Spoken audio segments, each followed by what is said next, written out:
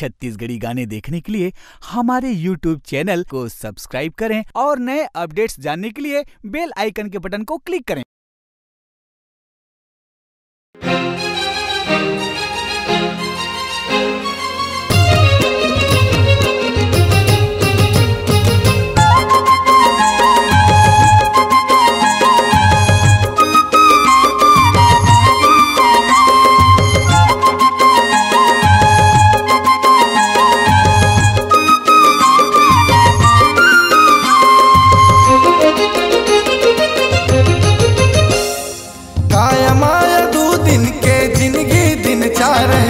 सत्य नाम सुमरन कर ले बंधन वार है।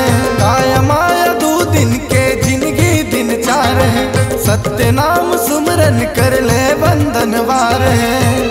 पारस ज्ञान के पहचान तय कर ले संगी रे। पारस ज्ञान के पहचान तय कर ले संगी रे। गुरु नाम के वंदना कर ले संगी रे। नाम के वंदना कर ले संगी रे। गुरु नाम के वंदना कर ले संगी रे। सतनाम के वंदना कर ले संगी रे। काया माया 2 दिन के जिंदगी दिन 4 है। सत्य नाम सुमरन कर ले बंधन वार है। काया माया 2 दिन के जिंदगी दिन 4 है। सत्य नाम सुमरन कर ले बंधन वार है।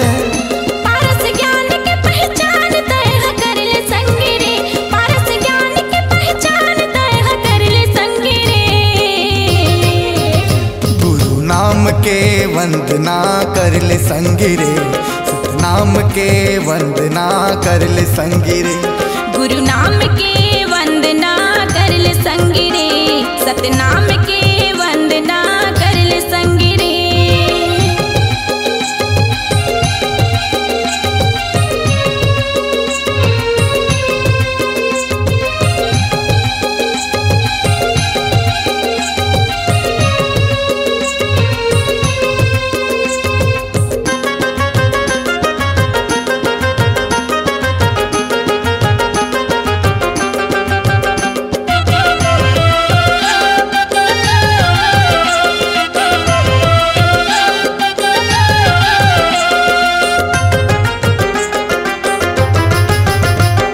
क्षमादान दयावान दिव्य ज्ञान साध ले।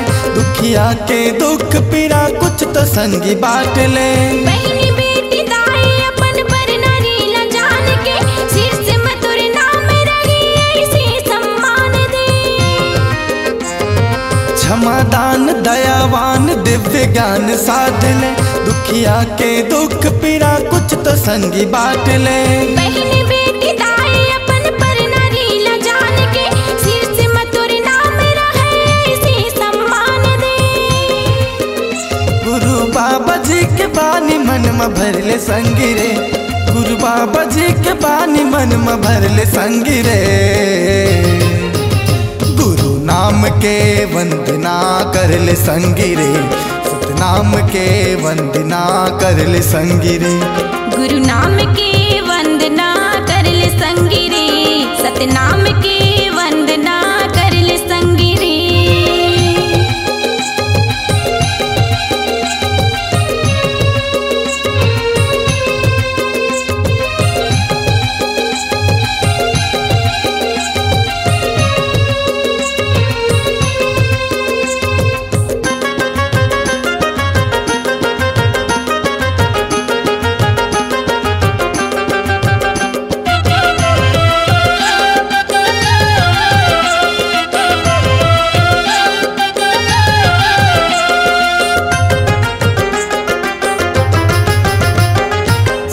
वेद कर्म भेद हो सचेत सीख ले।